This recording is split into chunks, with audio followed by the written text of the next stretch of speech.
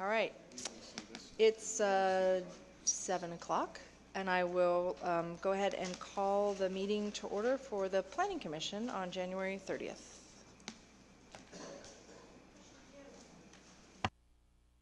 Here. Here. Here. Here.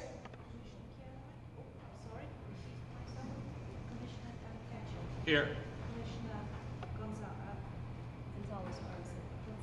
Here. And Commissioner Vice Chair Lamont is absent. All right, let's move to approval of the agenda. When we get to the election section, should I mention something about that, or should we talk about it now? Sorry. We'll just approve the agenda and then move on. Okay. Microphones? It's a motion to approve the agenda. I second. All in favor? Aye. Aye. So moved and approved. All right, public comments on non-agenda items. If there's anyone here tonight who would like to speak to us about something that is not on our agenda, now is your time to come up to the podium and talk to us. Okay, seeing none, we will move on to the election of new chair, vice chair, and appointment of a member to serve on the tree committee for 2014. So if there's any questions about that process, we can do that, and then I've got a comment to make about it.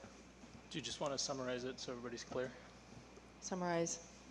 Each of these, it's a one-year appointment. Each of these, so each of these is a one-year appointment. The chair and the vice chair have term limits of 2 years. Does the vice chair have term limit too, or just the chair?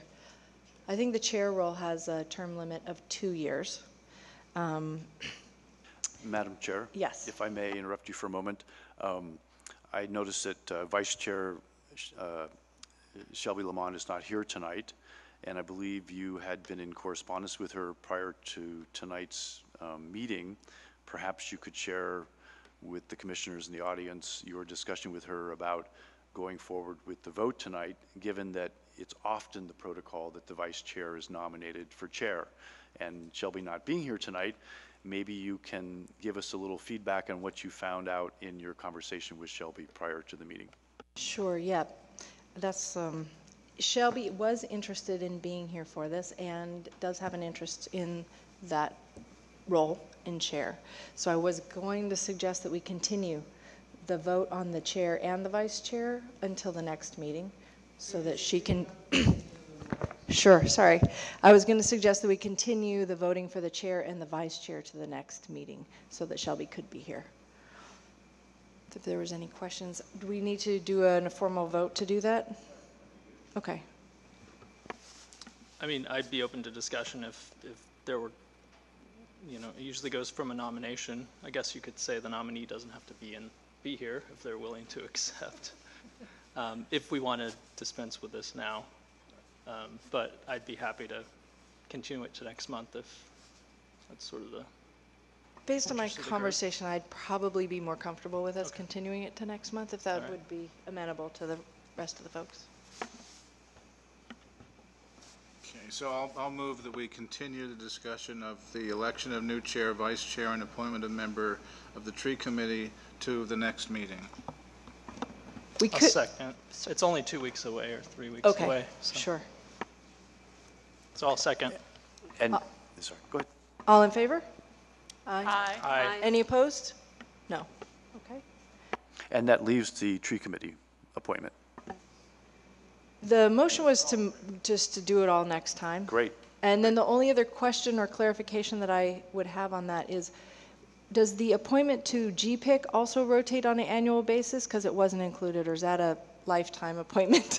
No, but if you all want to make a decision at some point, like we're doing next Wednesday at the town council meeting for the open space representative, they've voted to replace the current member, Mr. Frickett, with the open space committee chair, Mimi Newton, and so we're putting that on the agenda for next Wednesday, because technically the resolution creating the GPIC said that the council would make the appointments. So we're going to get their blessing, even though the Open Space Committee decided to change representatives. So at some point, the current representative might want to bow out, or somebody else might have an urge to talk the current representative, yourself, out, and then you all could make that decision and we take it up for a blessing at the council.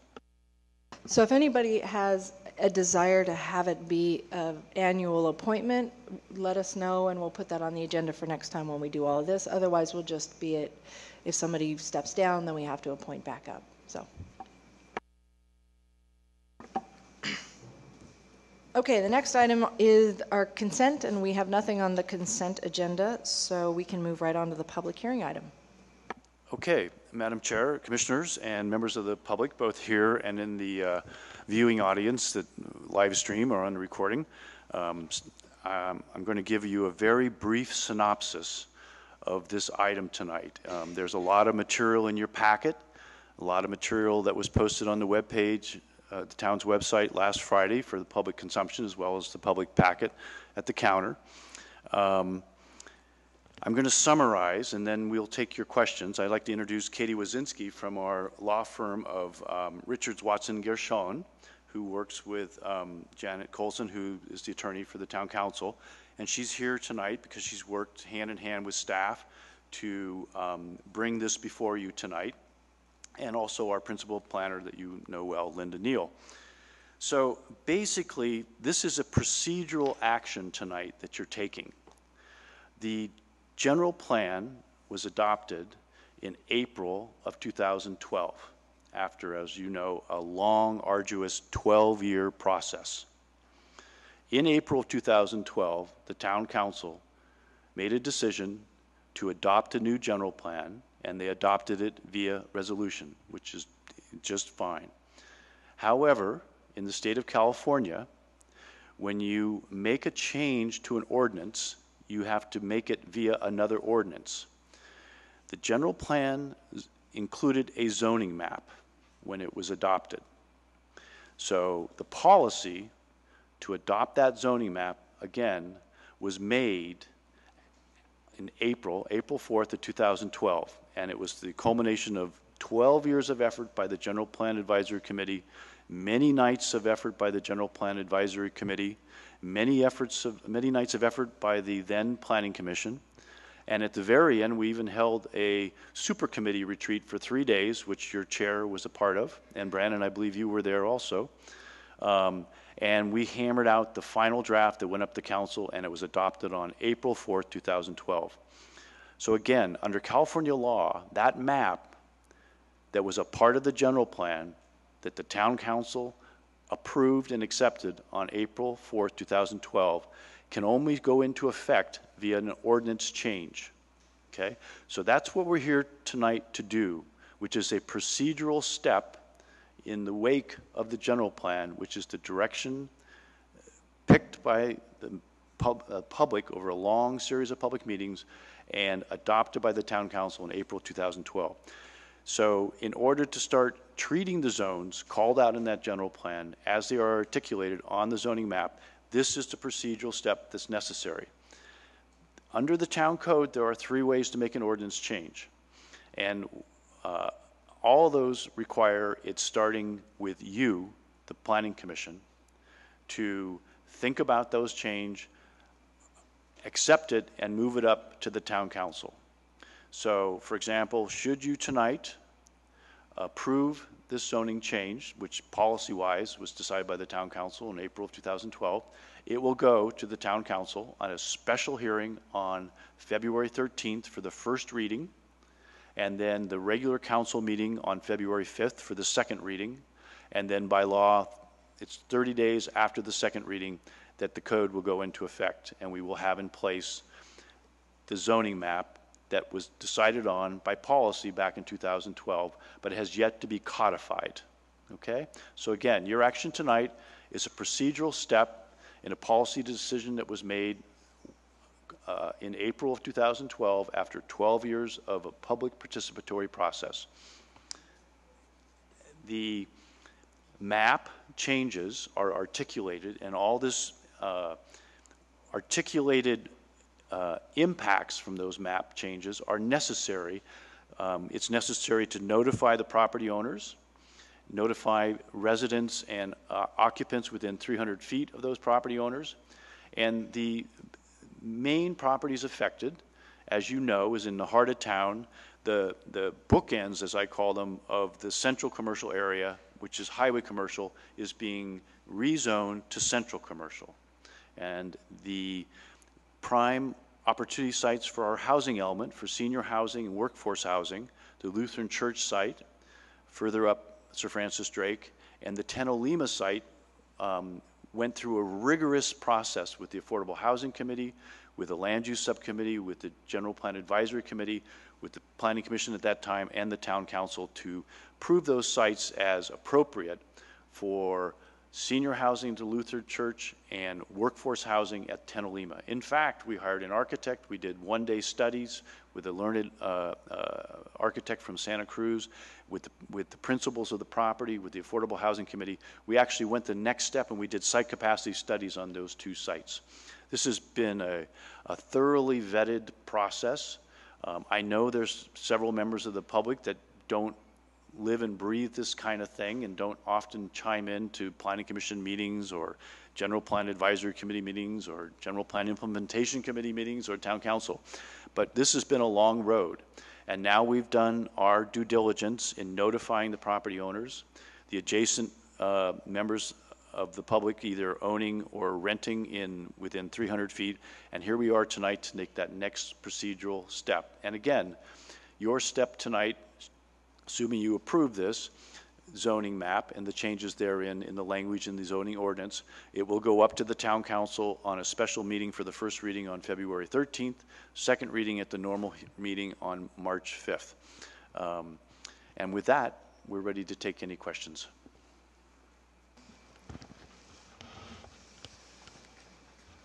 So just as we're getting started, in the actual town code right now, can you point me to where the map is located? I'm looking for it. The old map. Just as it was never in the map. It was never in it. We had it on file. So in the old zoning, what carried the day was the book number, page number of the county parcel. You know, those tables that are in this. Yes, in fact, though, however. That's what carried the day, but what's recommended and proposed in this is that while those are listed, the map will carry the day if there's a question between the two. You're pointing out a change, that's correct, that whereas the old zoning ordinance language said that any discrepancy between the map and the table of individual parcels, that the table of individual parcels would prevail. I might add that was unique. It's not usually done that way to even have the tables. It was riddled with problems because as things changed over time in town, I mean, at one point there was just a commercial zone and a residential zone. And as things changed and actions were taken to move parcels in or out of one zone, sometimes the table, it happened on the map, but it didn't happen in the table. For example, we found instances, and we've gone through this with a fine-tooth comb, we found instances of properties being listed in two tables. So we went back to the source documents of what happened at council meetings, planning commission or council meetings in the minutes, to verify which table should that end up in. And we're satisfied that we've caught all the inconsistencies between this new map and those tables. Secondly, there'll be a second step in this zoning ordinance being brought into compliance with the general plan. This is a full court press to bring us back up to where we thought we were. We thought we actually could start using the new zone when the general plan was adopted. And thanks to the good work of our attorney, Katie Wazinski here, we were enlightened that we have to take this second step to adopt it by ordinance. But there will be another exercise here to go back and massage the language, to adjust the language in both the central commercial, which the CH is going into now, as well as the planned district development, which are the Lutheran site, the two parcels up at the Lutheran site, the Tenolima, and the School Street Plaza, with the Lutheran site and Tenolima being the most important for our housing element piece. So we have some latitude in going back and recrafting the language. For example, I can say we're going to be recommending, whether it prevails with you and council or not, we're going to be recommending eliminating those tables. And I'm not trying, I think that's, my point was that county parcel map books change often, and being locked in on what changes in the county is actually really problematic and difficult. So it's good to be essentially reliant on the map. We'll need to be nimble, as you're saying. So that was one question. And I think you might have answered my other question, which is this is moving forward and getting us to where we thought we were. There will be opportunity and a time for kind of, if there are gaps, if there are things that weren't fully covered, that we will certainly be looking at between commercial highway and commercial central, what was by right. We'll have those discussions down the road. Right now it's as it was discussed in the general plan. This is moving forward with that. But what you're saying is there really hasn't been a merging and a comparison of those two things to If I see understand, where the gaps are. if I understand, I guess what I'm getting at is if we go central commercial and there's things that are by right in commercial highway, say a gasoline station, whatever's there is grandfathered in, but as we move forward, we would probably be looking at all of those, the lists, one the of by the right actions. one of the recommendations we'll be making is to eliminate in the highway commercial the categories, the individual type of businesses, which is very unique to Fairfax also, and going in a more generic list of types of uses, okay?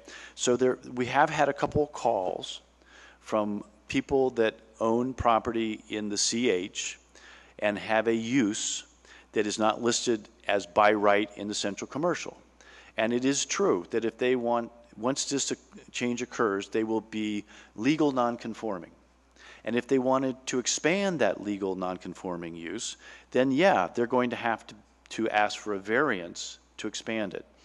One of them was a gym.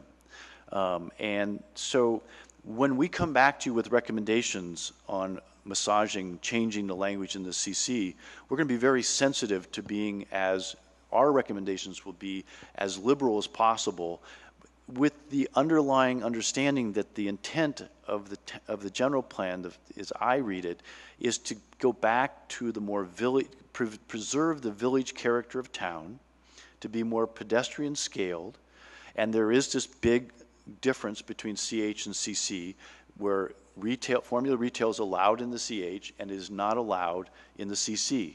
So that is a clear intent of the town, is to eliminate or at least make it very challenging for formula retail to exist in the CC. So those are, we're not going to backslide on those directions, but as far as taking under consideration any uses that have been allowed in the CH, what are still in the spirit of the direction of the village character, we'll be recommending that we encompass those categorically in a new way of listing the allowed uses by right. And I think, I think the points I'm trying to make is we're looking at the zoning and the map. That's really what this effort is about, and that some of these other discussions would be coming down the road. And I think that's an important distinction to make for what's here and what's not here.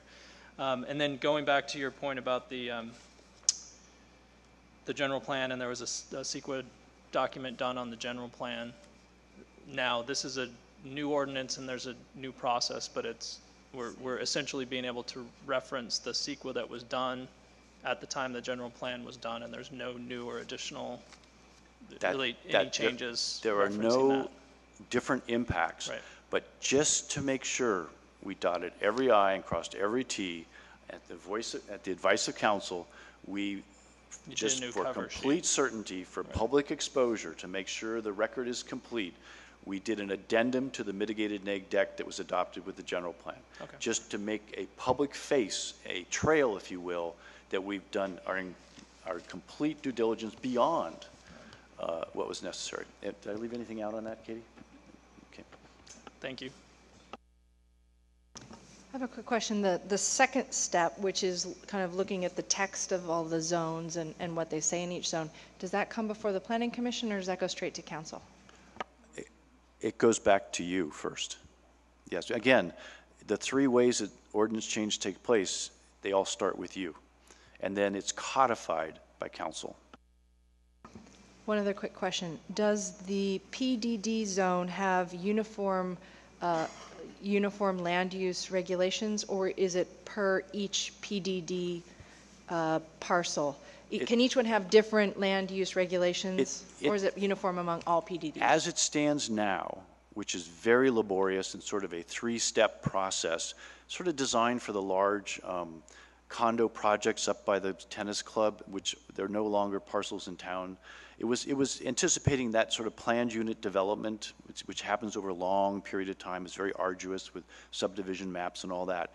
We will, and we're LAK and Associates, our prime consultant, and myself, we're already about 80% into amending that language or making recommendations on amended language. We're going to streamline that and make it much more appropriate for the parcels in question. And again, the Lutheran Senior Project site and the Tenalima Workforce Housing site, we're already pretty far into the woods on the site capacity. I don't know if you recall, but thanks to Mr. Kennings, LAK and Associates, we received $30,000 to do the biological and geological assessment at Lutheran. We received from Supervisor Sears $10,000 to do the two studies in Tenalima, which have been done. And we also received, well, we didn't receive, the nonprofit developer from Berkeley that was chosen to do the senior housing project for the Lutheran Church has received tentatively $200,000 from Marin Community Foundation for pre-development work on that site, which is fabulous. So we haven't just crafted and adopted an amended housing element. We're going the extra mile to try to get vertical on these two sites. Other questions of staff before we go out to the audience? Yes. Can you hear me okay? I have a question about the gas station and the changes to the zones. So it's going from a CH to a CC. Yeah, okay. So the Chevron station is going from a CH to a CC, and you just explained that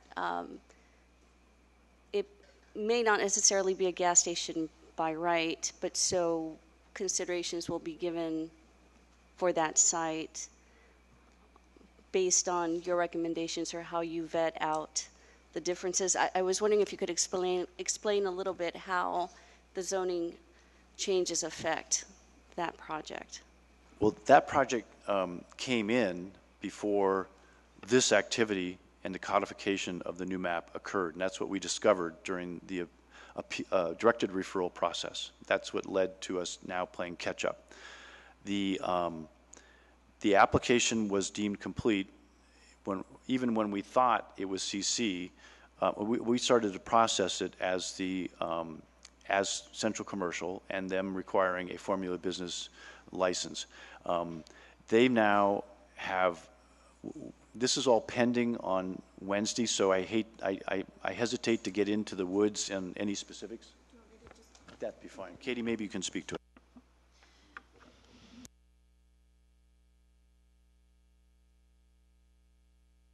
Technical difficulty, pause.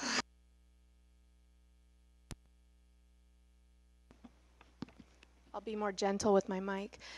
So I do hate to interrupt Jim because he knows the project and the town inside out. But I'm delighted to get to be here with you this evening. And with regard to that particular property, you're talking about 2001 Sir Francis Drake Boulevard, I believe. It is no longer an operating gas station. So whereas other properties that are currently operating will come forward as legal non-conforming uses when this new zoning goes into effect, that is not an operative property, and so it will not have a legal non-conforming status to carry with it into this new zoning. Does that answer your question? Okay, thank you. Thanks, Katie. That helped me. Yes, I had a question about from the map. I guess the zoning of the town and country property is already a different zoning. It didn't require That a is change. commercial recreational, unique, and any changes to that property have to go back to the voters Okay. by court judgment. I was just curious because of all of the other properties, it seemed like it was kind Right. of a similar type Right. of thing. Thank you.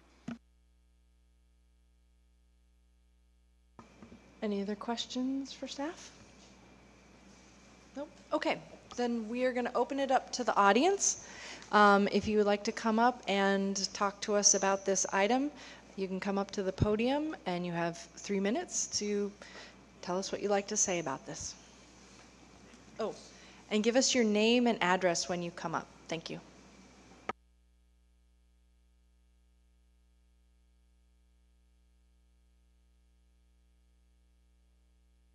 Can you push the button so we can... There you go, thanks. My name's Lou Vaccaro, and I live at 21 Olema Road, and just opposite the 10 Olema. And I notice on the new zoning map, it shows that Mr. Wood wants that to be a PDD, which is a planned development zone, where they could probably put in 20, 30 units.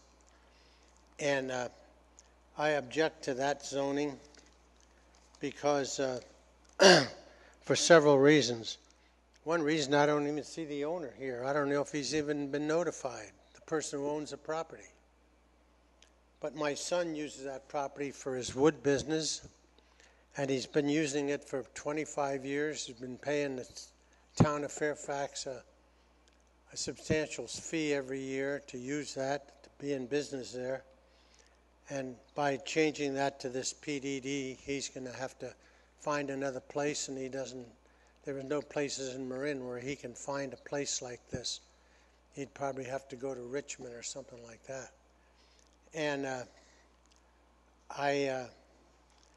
presently that property has a single-family house there, and it's one of the oldest homes in Fairfax. There's a family that lives in there. They have small children, and they ride their tricycles up and down that property.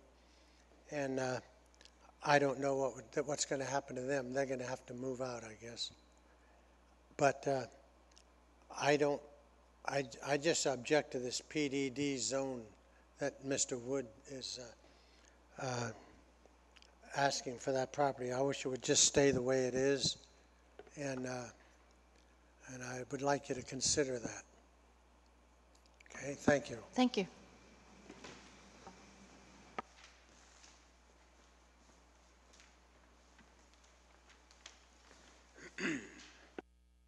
There we go. Hi, my name is Fritz, and I'm a resident on Olema Road as well. I'm at 27 Olema, opposite the 10 Olema site. And I have more questions about what the idea of changing this zoning is. Obvious concerns for what impacts there are on the neighborhood. And so one of the questions is, what are the results of those studies, and where can those be found, the studies that were done? The other is, what is the capacity of 10 Olema? I suppose that's part of the study. What kind of a plan is in place, a preliminary plan, as far as access and egress and all those things? And how will that impact the already busy street? And then how does the zoning change or impact potential funding for the project? Does this open it up to federal funding, state funding, and does that then hinder development plans there to limit aesthetic qualities in one particular way or another that would impact the neighborhood? And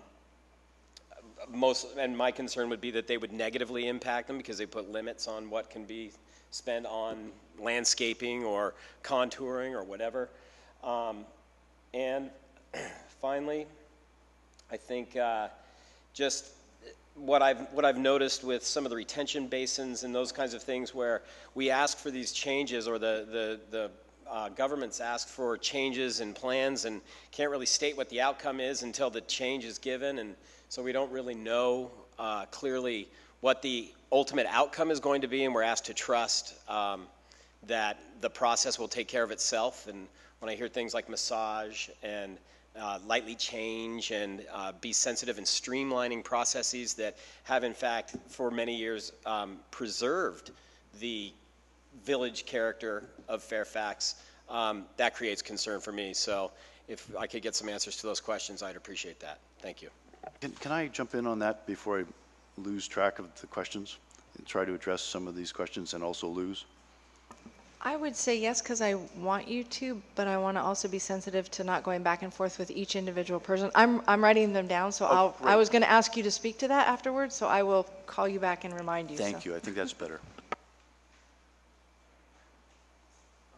Anyone else?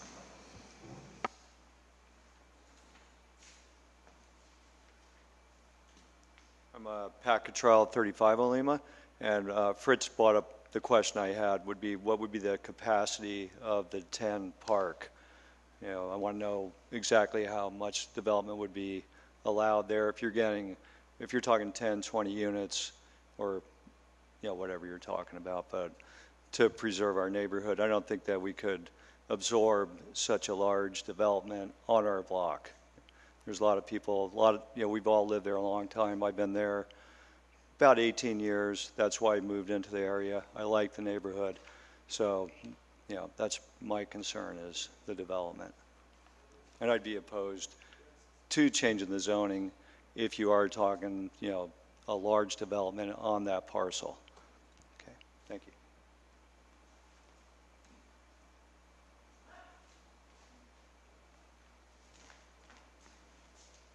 Hello, my name is Aaron Wenzel, and I have 2082 and 2084 Sir Francis Drake, and that's the veterinary clinic in town.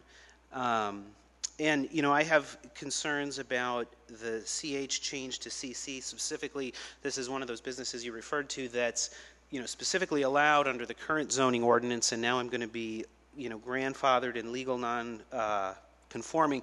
You know, but as you mentioned, you know, future changes, expansions, not that I have any such plans, but would require a variance. And I'm hearing from you that you'll be looking at changing the language later after we change the map, and it seems like those two things should happen concurrently. I mean, you know, you talked about preserving the historical fabric of the town. The veterinary clinic's been in operation for over 50 years, and I think it's a mistake to, you know, now have that be a legal non-conforming, and I am familiar with my own business, but I recognize that there's many others that fall into that category. So I'd encourage you guys to look at, you know, either specifically allowing those in the new CC zone, you know, changing the language concurrently, but I think it's a mistake to take away the rights of so many of those property owners and businesses that have been a part of this town for so long. So I hope you'll think of that, and that's all I have.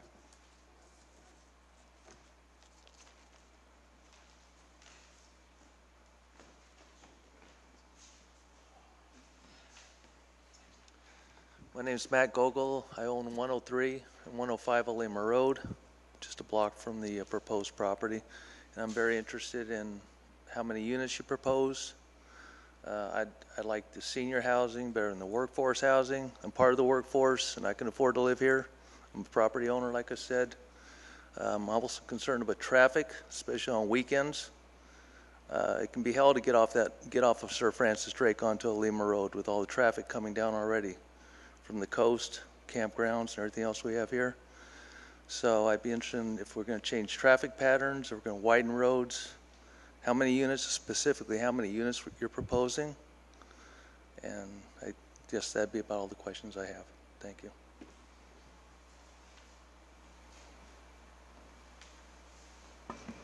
Would anyone else like to come up and say anything? Okay. Then what we will do is bring it back to the commission, and as we bring it back to the commission, I don't know if we spoke about this, but I wanted to just reiterate what it is that we're approving tonight and the next steps going forward, so that everyone in our audience here and watching knows what we're about to talk about deciding, and what we're not actually deciding, and where other decisions are made going forward. So what we're approving tonight, and this is what the Planning Commission does as a general procedure, is we approve making a recommendation to the Town Council. So we're not actually approving something that's going into law tonight. We're approving a recommendation that goes to the Town Council. Then the Town Council will have 2 additional meetings, so they'll have 2 readings of the ordinance that will then go into place. So in addition to tonight's meeting, the public will have 2 more meetings to go to the Town Council and address them, if you would like, in addition to tonight. So that's just a clarification for us. And what we can choose to do is we can choose to make amendments if we need to, or we can choose to say this is fine, but we want to make recommendations to the council to pay attention to certain things. I'm not sure, help me with what the exact language is on what that is. We can make notes, basically. We can make notes and pass those along with our approval or denial, but if we choose to approve it, we can approve it with not amendments, but with notes to the Town Council to pay attention, or that we have certain questions, or that we would recommend that they look further into a particular thing or consider something. So we can pass along those recommendations for further consideration to the Town Council with our action here tonight. So that's what we're going to do now. What I'd like to do first is maybe bring it back to the staff to answer some of the questions and to help direct the public for further resources, maybe give us a little bit of overview of the housing element issues that surround here, deal with maybe answering some of the capacity issues and how the general plan relates to this in terms of preserving the town character and these particular sites. And right, and with respect to the housing, kind of how that relates to these individual PDDs, maybe. The capacity. I'll try to take a crack at it, and maybe Linda and Katie, you can help me on some of the zoning aspects and the regulatory aspects. But let me address Lou Vaccaro's concerns first. And also let me just start by saying thank you for coming tonight and sharing your concerns. This is all what the public process is about, so thank you. And your concerns tonight aren't going to go away, and there's a long process ahead. Should the Lutheran Church site go forward with senior housing, or should Mr. Weinseidler at Tenalima decide to go forward and take advantage of this new zoning? It'll have to go through a process before the Planning Commission. It'll get subject to appeal at the Town Council level. So this doesn't approve any project either tonight or assuming it's codified, the zone change is codified at Town Council.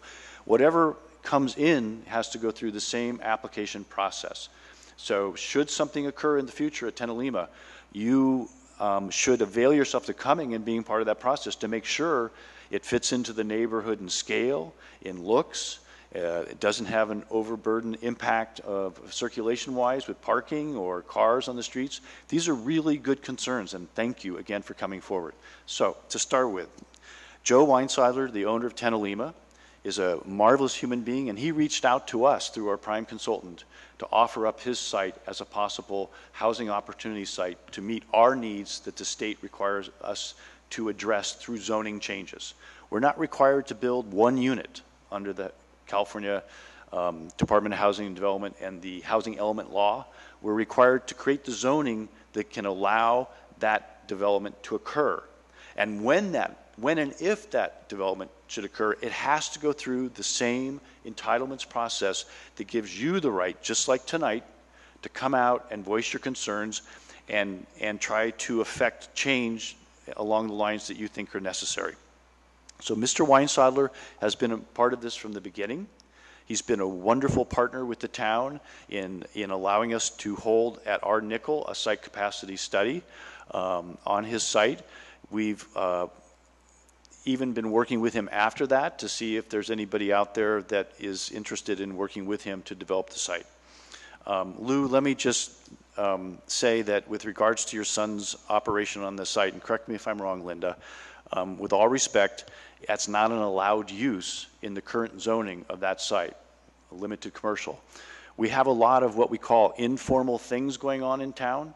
And in my department, which is responsible planning and building services, the building official reports to me. We don't typically go looking for problems unless we get complaints. So in my guess, that's why your son has been able to operate on Joe's property all these years as an informal business. I believe his business license is actually an address, a manor in a house. So he has not been articulating that site in his building permit. So it's an informal business that currently is not allowed on that site. With regards to the house, when we did the site capacity study with this learned professional and the Affordable Housing Committee, that house was front and center. Nothing's going to happen to that house. It's one of the most historic resources in this town. It's one of the most old structures in the town of Fairfax. In fact, the daughter of the Spanish soldier that was given the land grant by the King of Spain lived in that house. It's a huge historic resource. At one time, it was a unit upstairs and a restaurant downstairs. I think Joe has it now as a unit up and a unit down. And we included that house as part of the unit count when we tried to see what we think could reasonably fit on that site, okay? Second, in 2 of the 3 build-out, what they call site capacity studies on the site, we also looked at the old Mandarin Gardens restaurant there. And with the exception of a few feet that stick out into the creek setback that need to come off, we actually looked at using the old restaurant, which Joe uses as his pottery studio right now. We looked at using that for 4 units of live workspace for artists. So 2 units in the house, 4 units in the old restaurant were part of our scenario. And for the rest, we looked at primarily small cottages. After the Katrina hurricane, there was this whole movement in Louisiana to build these small little shotgun houses that they called Katrina. In fact, there's several variations of them. Lowe's actually sells a kit. So we looked at very small. We looked at 800 square foot cottages. We also looked at duplexes, and we also looked at a 4-plex on the corner, and we actually even looked at a 4-plex on the corner with a little coffee shop. One of the reasons that this site appealed to us when Joe came forward offering it up as a potential site was its proximity to downtown. It's walkable. It's got the bike lane that stops right there at the library in front of it and then continues up Sir Francis Drake now. In some of the background analysis that was done in our needs for the town of Fairfax in this part of Marin, 2 needs stood out, and that is the tsunami of senior housing that's coming that a lot of seniors don't have the luxury of a wonderful home on Olima, and that's a huge demand that we're faced with. The other is workforce housing. People commute in and out of Marin to work. Some people commute and go to one place in the morning and then one place at night and then back to Vallejo after that. So we're acutely aware of the challenges of lower income folks working in the service sector and how they can't be here. And for towns like Fairfax, as well as larger towns, we rely on the sweat and effort of these people to help run our town. So that was the other piece of the pie, or piece of the puzzle we needed to find some solutions for through zoning. And that's why Tenalima rose up through this analysis. And we did 3 site capacity studies. I have them in my files. I'll be glad to show you. And those weren't to lay out a plan of what to do. They were just to test it as whether it could hold the capacity. And after those 3 site capacity studies were done and reviewed, and then went to the Affordable Housing Committee, went to the General Plan Advisory Committee, went to the Planning Commission, went to Town Council. They felt comfortable through that long process that we could gently have 22 units on that site. It's an acre, 1.4 acres. And we're talking now of small units, not large homes. We're talking about small units. And by definition, small is more affordable. So that's the answer in terms of the capacity, the existing use, the house, and that we're required to zone parcels that can accommodate the amount of need that's out there, but we're not required to actually do the building, although the town and its wisdom, in my opinion, is going forward with trying to help those things occur. But again, for that to happen, there's going to be a process. And you can argue about the capacity, the number of units. You can argue about the look, about the parking, and about the circulation issues if and when we get an application coming forward. So what am I missing now? So the other questions I have that you all might be able to help out with are project funding and how that does or does not limit the look and feel of a site. Does it say you can't do this kind of landscaping or that? So tell us a little bit about maybe project funding. It is true that different sources of funds come with different hooks attached. Having said that, this town has been adamant about the height and scale of development, particularly in the downtown central commercial area. The code reads 28.5 feet or 2 floors. Architects come through town and they say, well, I can get 3 floors in 28.5 feet. Why can't I build 3 floors? You can't see any difference. No, tell me I'm wrong. It doesn't happen. So scale is a big deal. And I'm losing track now. Funding, if there's Funding, any, excuse me. if like So- federal funding. So funding sources for whoever comes in with an application is always a challenge, particularly with affordable projects, because they don't usually pencil out. They don't usually make economic sense. But then again, the town and its wisdom, in my opinion, for both the Tenolima and the church site, we're looking at smaller units. And this is true for the CC in downtown. Smaller units are by definition more affordable. You also, it's important to sort of back off the term density. I mean, if you have a building that is this big, you know, say 2,000 square feet, that could be one home at 2,000 square feet, or if there are 500 square foot single room units, it could be 4 units. It's the same size building, but more units if you have smaller units. And that's the direction we're trying to push for the senior site, the workforce, and the downtown. It meets a need. It's also more ecological. It's, by definition, less greenhouse gas producing, et cetera, et cetera.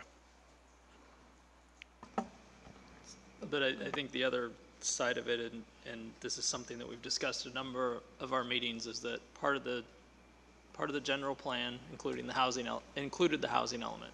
The housing element has to be reviewed by the state to make sure that the town of Fairfax is meeting the state requirements for the opportunity for the density or a number of units to be developed. 6 months ago, the housing element was heard a number of times and went through the town council with this zoning proposal as part of it, because it was based upon on the general plan. Once it went through the town council, that availed the town to be able to be eligible to receive state grants for other projects that benefit the town. I think the one that the town will benefit from first is a bicycle. Actually, the parkade. Parkade work. Area circulation study. Right. We're going to get, and without meeting those state requirements, the state would basically stop providing grants for opportunities for the town to be able to improve other parts that is of their the hook. community. They can do that, and that is true. That is a lever.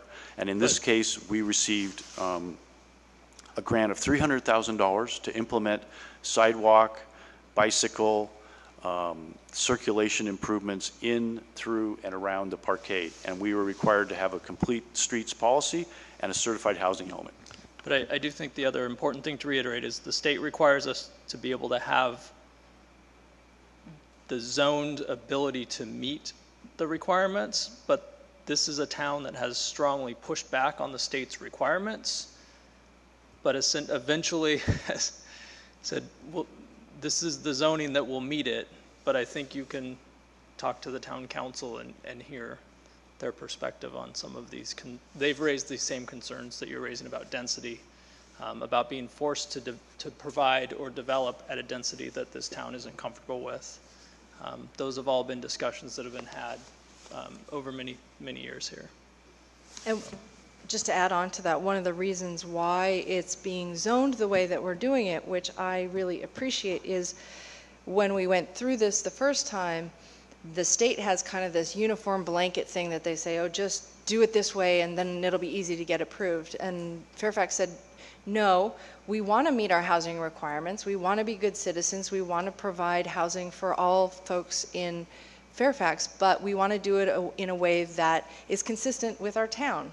And I think that we have found a way that both provides housing and is consistent with the town of Fairfax and fits within that.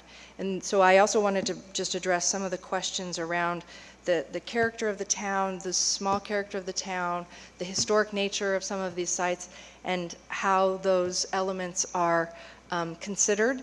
And I wanted to just note, and then there was another question about resources, like where do we look for reports and further information. So one of the places that you can look for further information is the general plan. And in the general plan, one of the elements in the general plan is called the conservation element. Most people think of conservation in terms of green, waterways, environment, but the conservation element also has a section in it, it's section 8, called historic and cultural preservation. And there's a whole lot of language in there. There's policies and objectives that identify a valuing, a town value of preserving the historic culture of the town, the historic elements of the town. Just to read a few, and you can look at this further in the general plan. Document and evaluate the historic and cultural resources, foster designate locally significant historic and cultural resources for current and future generations, meaning to preserve them for future generations. Fully integrate the consideration of historical and cultural resources in the larger land use planning processes. So those are in our general plan, and it's the general plan that's the overriding document that dictates all of the ordinances have to be in compliance with our general plan. So if that's what our general plan says in terms of addressing nervousness around squishy language and massaging this and those kinds of things that are to come. Anything that will come next has to be in compliance with this document. So we cannot massage language or tweak things or do anything that doesn't conform to any of these policy statements in the general plan. And if we do, please come before us, read the general plan and say, excuse me, policy CON 8.2.1 says blah, blah, blah, and what you're proposing goes against that. And that's an excellent use of this document. So those are the places to look for how intentions can't go astray, if you will, in creating more detailed language. Some of the other resources that you can look at for traffic studies, the document that we have tonight, that we looked at tonight and is public record, has a very thorough traffic study in it, which evaluates traffic impacts through 2030. That's online that you can look at. Lovely nighttime reading. It also has a very thorough explanation of the CEQA review that was done for the general plan, and that's all public record, so if you wanted more additional detail, those are great resources to look at. On the town website, yes. So that's process. Those are one caveat is the amended housing element has yet to find its way to the website, but it's going to go up there soon. So the housing element is part of this big, thick general plan document, so that will be up. But the housing element, if you weed into the archives of the town council meetings, you can find the adopted general plan. I believe it was October 22nd special meeting you were at, Lou, when that housing element was adopted. The amended housing element was, so it's on the general, it's on the website, but you have to go into the archived meeting record. I will get it on the homepage where the general plan now resides with the appendices. Great. I was just going to say, if you could cross-link out of that next to the general plan, that would be great for folks to find. I believe that addresses, just let me look at my notes here, the majority of questions that we had from the, so I'm going to bring it back up here to the commission for our conversation and then action. Is anyone up? There was a public question about the CC zone. The CH zone becoming now a CC zone, and I just want to read. Briefly the purpose of the central commercial zone. So you see, it's not so onerous actually. The purpose of the zone is to allow uses that contribute to the retail commercial heart of the town. Residential uses are permitted, by right on the second floor. Permitted uses include retail businesses and services that are normally found in the central core of a small town. So it's really not that onerous of a change from the CH old style commercial highway zone, and there shouldn't be that much concern about it. But again, as projects are proposed and hearings with this commission and ultimately the town council are heard, you'll be notified if you're in the neighborhood area, and please attend those hearings and make comments as necessary. Yeah, and I think we've learned, and I've been on the commission now for 7 years, and there's actually a lot of sections in the town code where at a point in time there was this idea that you should list everything that was okay. And, if there were businesses or, let's say, green practices that were really green 30 years ago, and you look at that listing now, they're really sort of past. Those practices really are common practice, and they don't actually, with our town code it gives credit, but it's actually not, you'd be going backwards from where the current technologies are.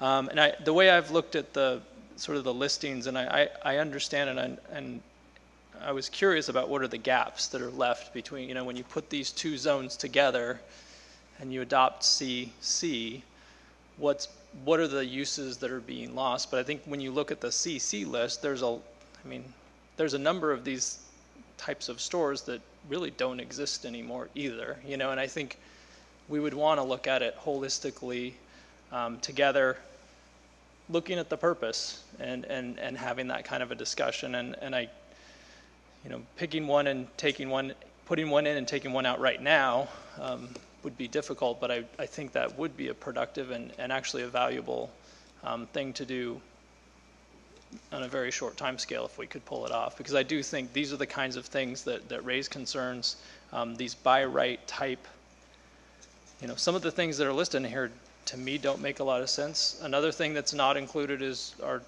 churches and things like that. So that would be a broad discussion, and I think there's no intent with this action to exclude anything that wasn't CH, but it's to have a conversation about those items moving forward in a manner that actually can be a thoughtful dialogue, as opposed to trying to plug one more thing in or take one thing out. Because I do think that maybe it's better to have goals and objectives listed and not have this big laundry list of things that are going to change again in the next 20 years. So.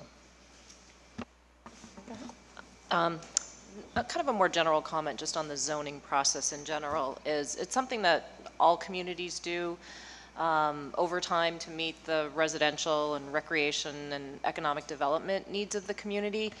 Oftentimes what we see cities do is go from more restrictive to less restrictive zoning. So an area that may be only residential right now gets rezoned and allows for residential and retail, or a place that's industrial gets rezoned to be retail and commercial and industrial, to allow more uses as the needs change of the community. As the population changes, as population grow in various communities, our population growth is very small in Fairfax. So I think as this document has been in place, the general plan for 2010 to 2030 doesn't mean it's never going to change in the next 20 years. It's a guiding document of where we see ourselves going, but in a lot of communities, general plans are updated every 5 years with additions 4 times a year as need be. So a big city like LA or San Diego makes a lot of adjustments because their community is constantly changing.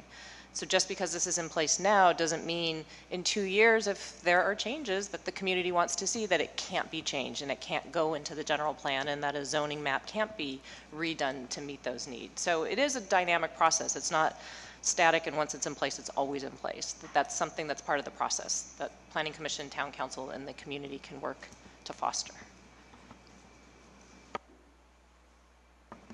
Any other questions on this? So with respect to this issue, and I don't know if we want to have a list of considerations for the Town Council that we add on to our action on this, but I started my list. So, yeah. And Katie has a recommended amendment in the language also, so you might want to hear that. So I'm just starting a list of any comments that we have of maybe considerations that we want to pass on to the town council in addition to amendments. So if anyone else, if anything else comes up, then we can do that. But go ahead, do you have an amendment? I would just say two things. From a purely procedural perspective, you are, of course, welcome to forward any considerations you have onto the town council for their consideration. Thank you so much. Do note that if you recommend to the council that they adopt the ordinance as it exists attached to your resolution, they would not be allowed to make substantial changes to that draft ordinance without sending it back to you for your review again, unless you had already considered the item that they had tinkered with. So just as a purely procedural matter, I wanted that to be out on the table for your consideration. Second, as Jim alluded to, and in thinking about Commissioner Ketchum's earlier comment on the existence of the map in the zoning ordinance itself, you're right, the document, the image is not in the ordinance. What is in the ordinance is a cross-reference, and that's in section 17.012.020. And if you look at the packet that you've got, it's on page 9 of the draft ordinance. It's almost the last page of your big thick packet. And I'm looking at section 19 that references that. So I'll give everybody a moment to get there. It's the second to last page in our packet.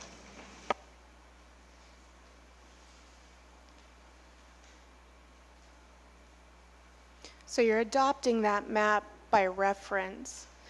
And what I would like for you to consider as you think about whether or not to recommend this ordinance to the town council is whether you would be amenable to adding a clause at the end of that proposed section 19 that indicates that this map may be amended from time to time.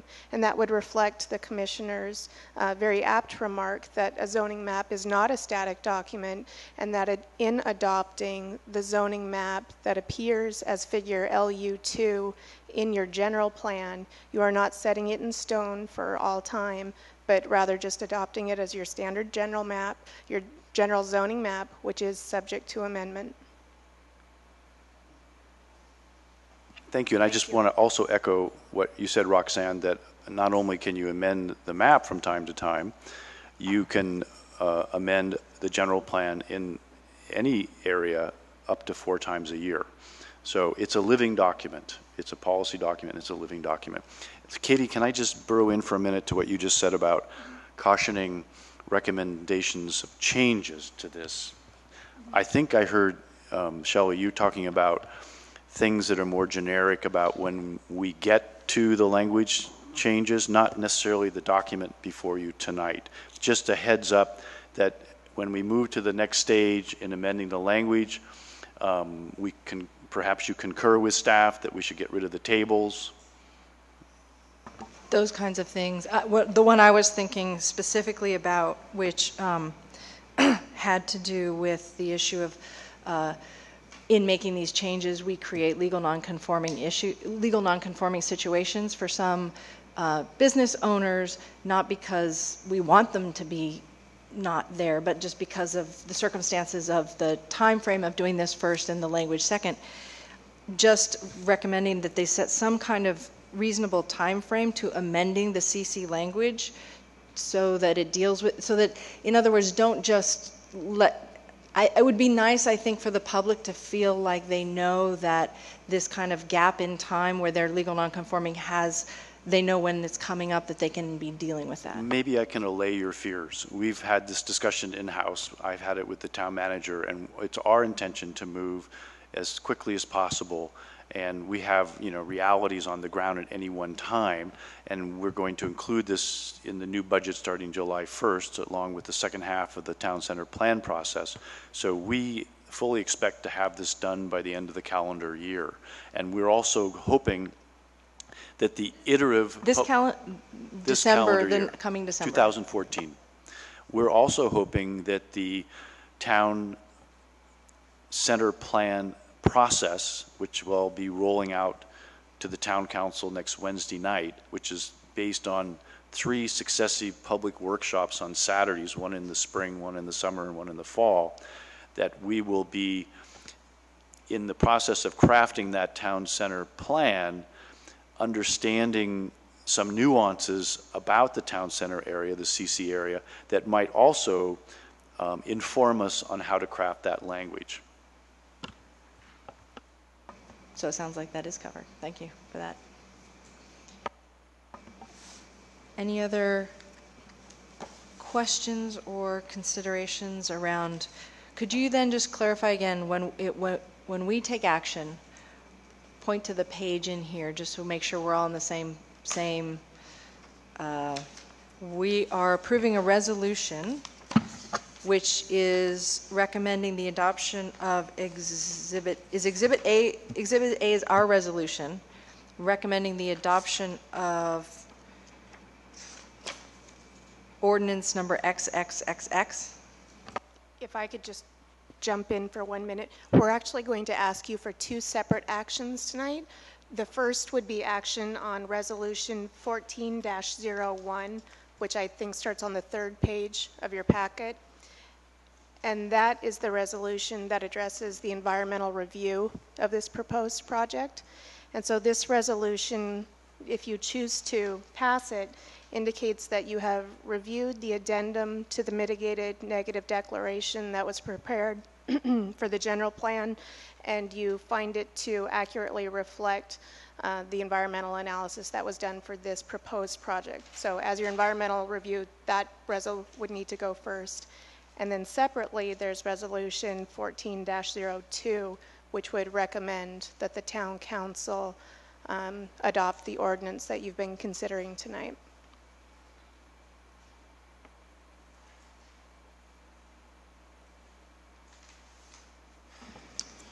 So I'm trying to figure out how we can at least accommodate the concerns we've heard in a way that sort of puts us all, sets forward a goal related to this, the discussion around the CC and the CH merging and those ramifications. And I don't have it. What I'm thinking about, and I want to ask if this would actually be reasonable, is in the whereas section of 14-02, like adding a new whereas that would essentially reflect, whereas the adoption of this zoning from CH to CC is not intended to somehow reflect the discussions we've been having, which is it's a reflection of this the general plan changes, but it's a commitment to have discuss, and I don't know if we can commit ourselves to that, but if we don't commit ourselves to this in here, then I'm going to ask for staff to report back within a couple months, hopefully, what are the differences so we can start that discussion, at least to try to get the ball rolling, whatever proactive things we can do. I think there are a lot of, there's a lot of import to moving this, and I don't want to hold that up, but I also want to make sure that I want to ask if there's a way to reflect a commitment of taking some further action. The sections that we're talking about are not being amended. I mean, 1796, which is a commercial highway, is being taken out. That's being removed, but we're not actually touching, the section of central commercial that has that huge list of all the things. I would expect soon that we would be essentially visiting that as part of this dialogue that we've been having. So I don't know if that's a reasonable or possible thing to do. But how about this? How about if we take your comment under consideration and include it in our staff report to council, that given the importance of getting this next step done as soon as possible, that you want to emphasize that you think that's a very important step to allocate staff time to get that done sooner as opposed to later. I guess for me, I see the process going ahead to clarify what businesses or types of uses would be permitted. I'm uncomfortable putting that here. Rezoning takes place all the time, and businesses go from, or uses go from legal conforming to legal non-conforming all the time. And I think to put that language in sets us apart from anything else that's done. I know the concern isn't that we don't want existing businesses to expand or do well. There's certainly the concern that in 5 years, same business owner, all different townspeople and planning directors, and so there's that concern that we want those businesses to stay. And usually, again, the concern is that other businesses will leave, and now we want to have new uses go into place. And that's sort of consistently the theme in most communities. So I'm just concerned that we don't need that language here. And that's fine. I just want to make sure it doesn't sit for 5 years and nothing happens. Because I think these are the kinds of things I can say personally, when the general plan passed, I thought these would be the things we would be doing. And I would hope that we would have been doing them, and I think we as a commission would enjoy doing those types of things as well. That's kind of one of the reasons that we're happy to serve. Let me give you an example where I hope we get some more direction out of the town center plan public participatory process. The general plan calls for revisiting the parking requirements in the CC and decoupling them from individual sites and giving small property owners the opportunity to find that parking off-site, whether it be through a parking assessment district or whatnot. So there's more than just this aspect to that language that we have to thoroughly vet and have the public process, just like we're having tonight, with people come and comment on it. And so that will be happening, and I'm just as up as you are to get this done sooner or later. We have all sorts of things that get in our way, directed referrals, roosters, appeals of second units, things that are regulatory requirements. But they're all in the central commercial zone. That's right. That's right. Let's focus on it. I think your argument is not with me. It's with the council's giving direction to the manager, who's my boss. But you're on the record now. You're on this discussion will live on. Thanks. But I would also point out just very quickly that on the first page of Resolution 14-02, the third whereas from the bottom discusses General Plan Land Use Program LU 7.1.1.2, which is the language that specifically directs the rezoning from the CH to CC.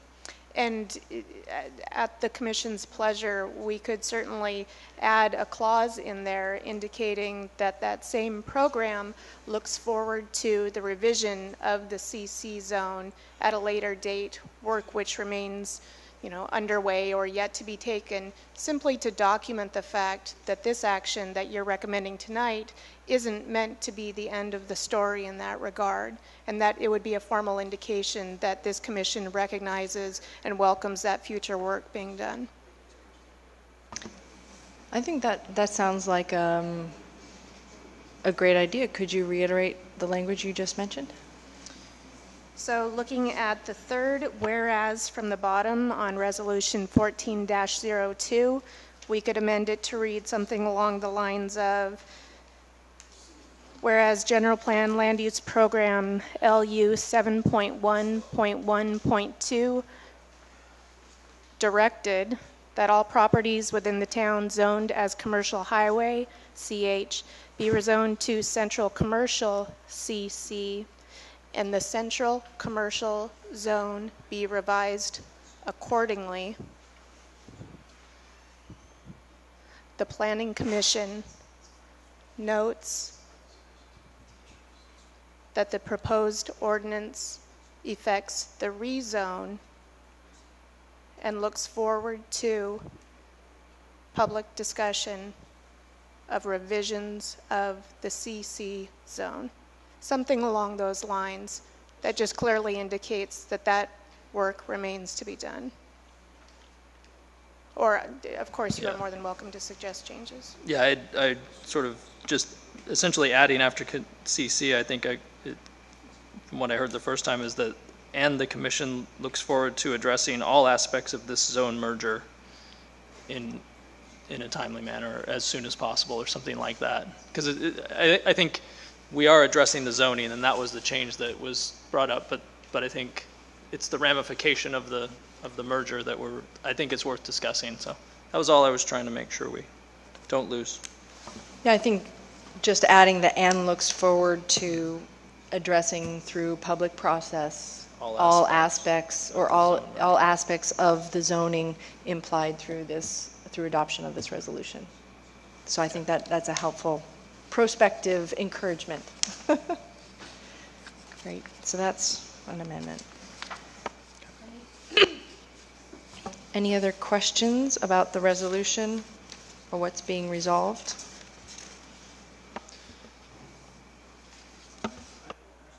I just had, I'm not sure if this is right, but on the second page of resolution number 1402, there's a whereas that says, the Fairfax Planning Commission has heard the presentation on the proposed ordinance, taken public testimony, considered the entire record before it at a duly noticed meeting held on January 16th. 30th, correct? Okay. Good eye, Counselor. And then I think then the next whereas has that issue too.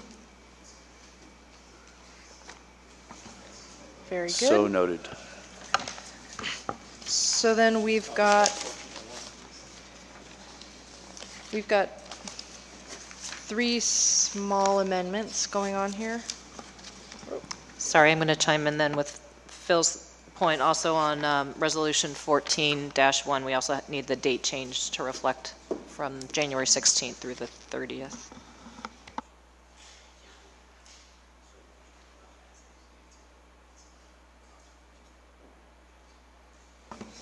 And where was the prior amendment that you discussed? What document was that on? Which, So the The one way earlier, not the one that we just talked about? to on section 19, page 9, page 9. page 9 of the last attachment, or Exhibit C. Section 19.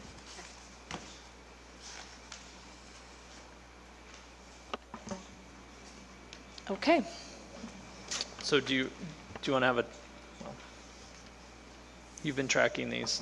All right. We've got the Resolution 1, the dates, Resolution 2, the dates, Resolution 1 dates, Resolution 2 dates. and then a minor modification to the third to last whereas in Yep. 1402, and then minor Modification. to Section 19. So I'm just going to read that modification to section 19 again. It is minor, but it's at the very end, we just say which may be amended from time to time. So that section 19 just has a clause at the end, which may be amended from time to time. And I may have some simpler language for this third whereas from the bottom of Exhibit B, if I may. And after the semicolon, it says commercial, central commercial, CC, and the Planning Commission looks forward to working to define the new CC zone. although it's not new, it's more amending the language in the CC. And technically, it would be the council taking that final action. You could say something about the town looks forward to, but I'll leave it to you all. The council, or sorry, the Planning Commission looks forward to doing its part in taking public testimony and recommending changes to the CC. I think we need to keep it as simple as possible. So I would respectfully recommend, and I think we could just say, and the town looks forward to addressing all aspects of this zoning merger. Because I do think it's a zoning merger, and we really are talking about bringing these areas together. I like that, actually. I like that. That's Say that again? keeping it much simpler. And the town looks forward to addressing all aspects of this zoning merger in a timely manner. I could say that. Council? Does that work for you? Can't commit to time? Probably not. The only hesitation I have at all is the word merger, in so much as some people might understand that it is meant to be an inclusion of all the allowed uses under the CH with all the allowed uses of the CC, and that is not what was contemplated by the general plan. So we'll call it a change, the zoning change. Thank you. So then the town looks forward To addressing all aspects of this zoning change. And the town looks forward to addressing all aspects of this zoning change in a timely manner. Excellent. And that would be the 4 amendments to what is before us.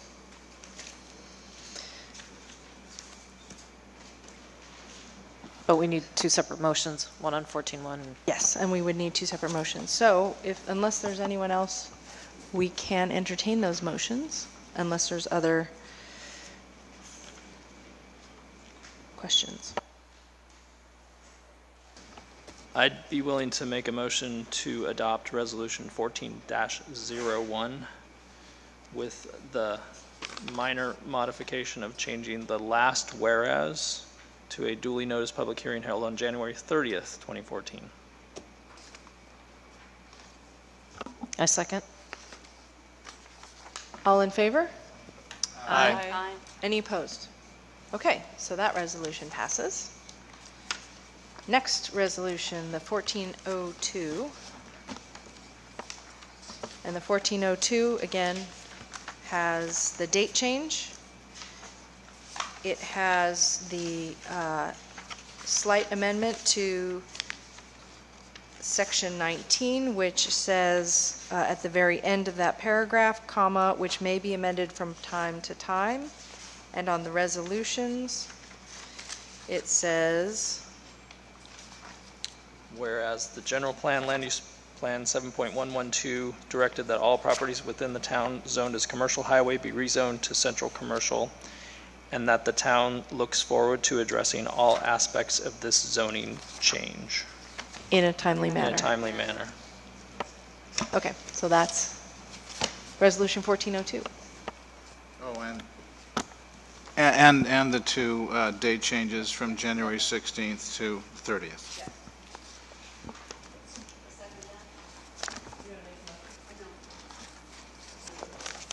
I'll make a motion to adopt Resolution 14-02 as amended. I second that. All in favor? Aye. Any opposed? Okay. Thank you, public who is here, and hopefully public who's out there can look forward to hearing more about this at the town council. All right. So we will move on now to minutes from the December 18th. Make sure we have our date correct. Excuse me, it's the December 19th. Good date check there. It's the December 9th. The minutes say 19th. The agenda says 18th. Does anybody have their calendar out?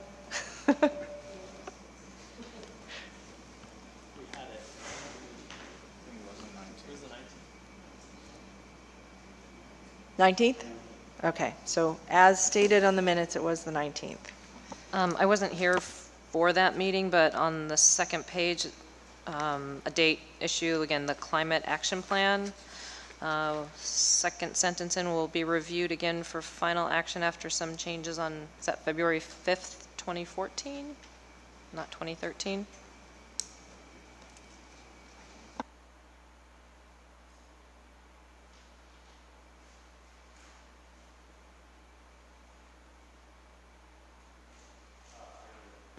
There's a, Joanne, under Planning Director's Report, the first paragraph, Director of Planning and Building Services informed the Commission that the general plan had received certification from the State Department of Housing and Community Development that the housing element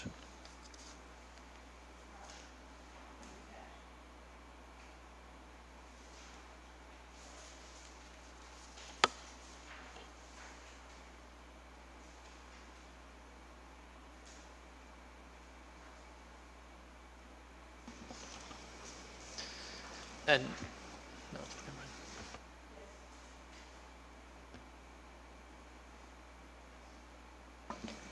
All right, any other changes or amendments to the minutes?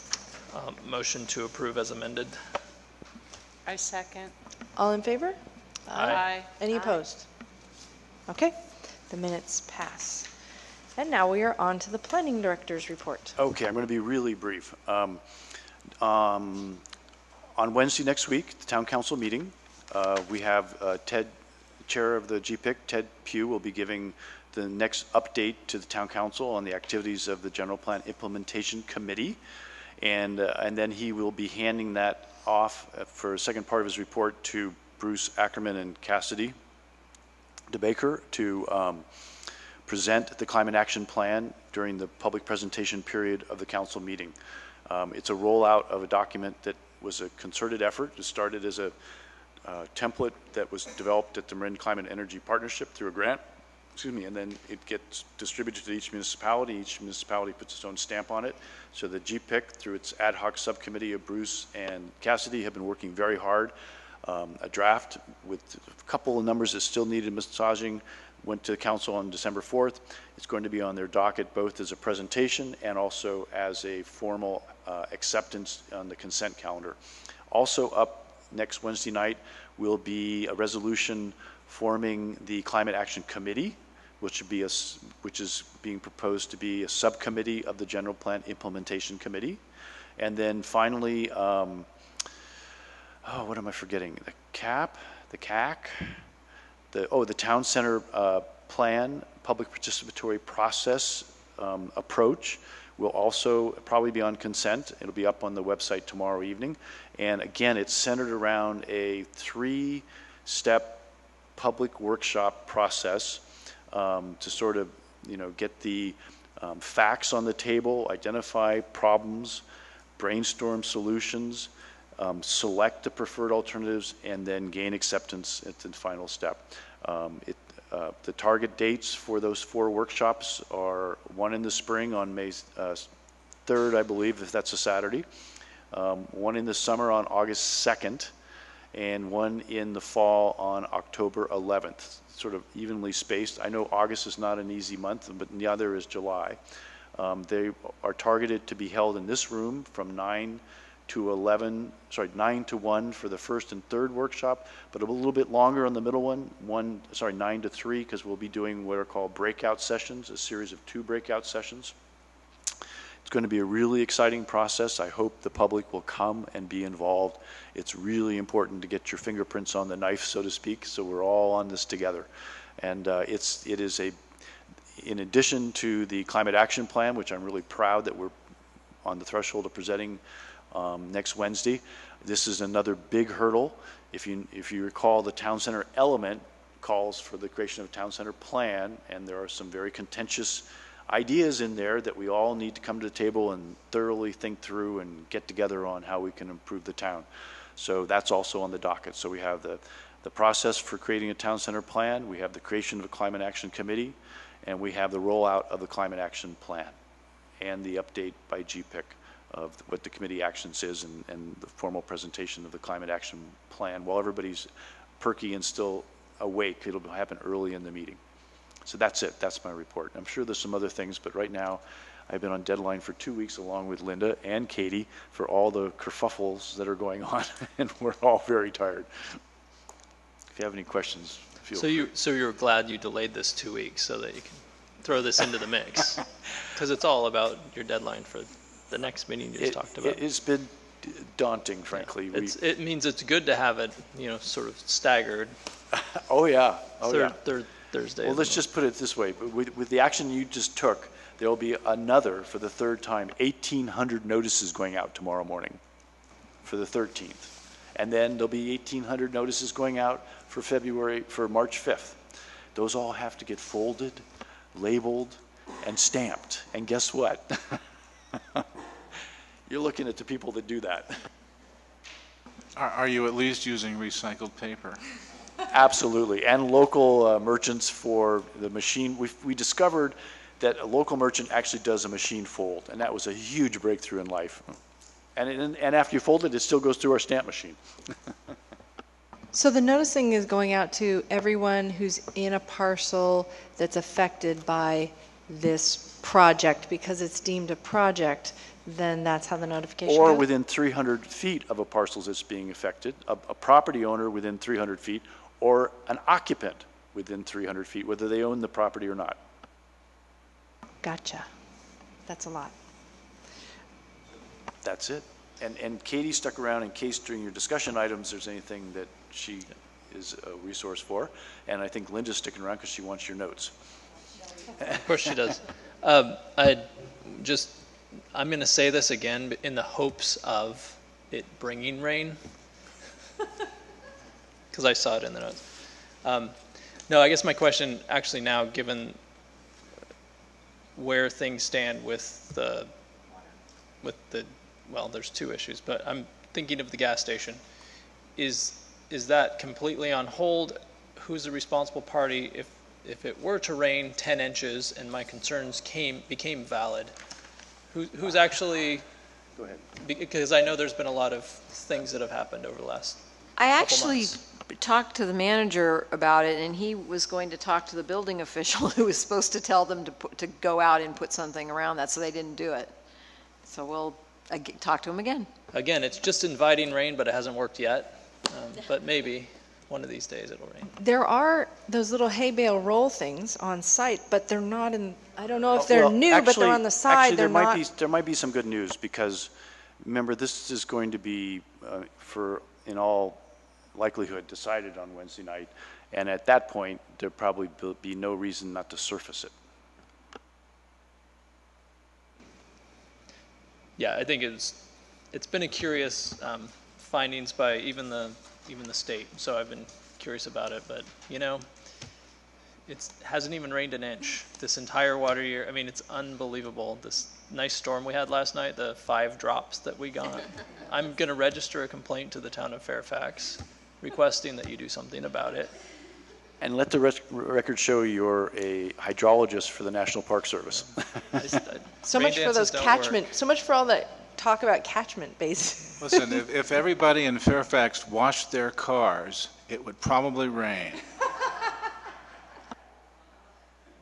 Any other discussion items? I do have a question based on the one of the items that was on the director's report from the notes that we just, with respect to the open space trails plan. Is that?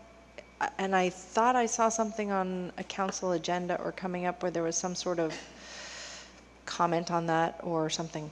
On the. Well, I was just going to say that thanks for the warning, because people did come in and they went through our records and got whatever they could about the Elliott Nature Preserve. So they came and did go through our records. But is there any council, is there anything on a consent agenda, or is there anything that you know of? There had been in the last council meeting an item that was to authorize 2 members of the council to write a letter to the Parks and Open Space Committee expressing concern about the plan such as it was at that time.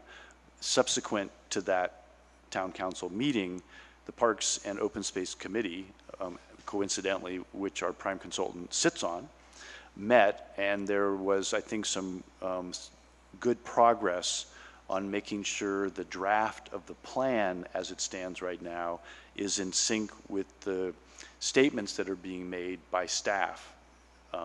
There was a little bit of, that no trails would be removed, but in fact, perhaps some informal trails that weren't recognized as trails would be stopped in use. So there was a disconnect between those two. Not removed, things. just stopped in use. And some people want to be able to just walk off a trail and commune with nature. Some people want to be able to go off a trail on their mountain bike and build a jump.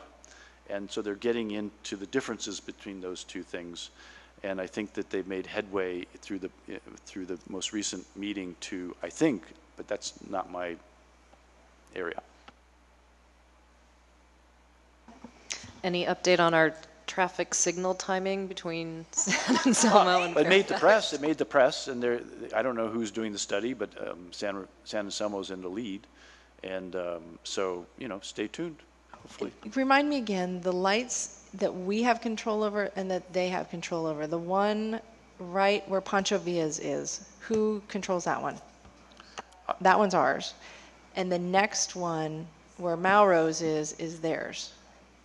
That's our understanding. That's our understanding. But they're both, I thought what you said last time was that they're both connected. So while the one light is on our property, it's controlled by a common system. And I see a commissioner shaking her head that she remembers.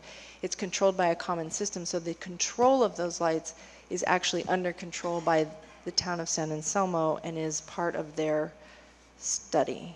Question mark? I would assume it is. I mean, they're looking at the whole corridor up to I think, Klaus, I believe. And so.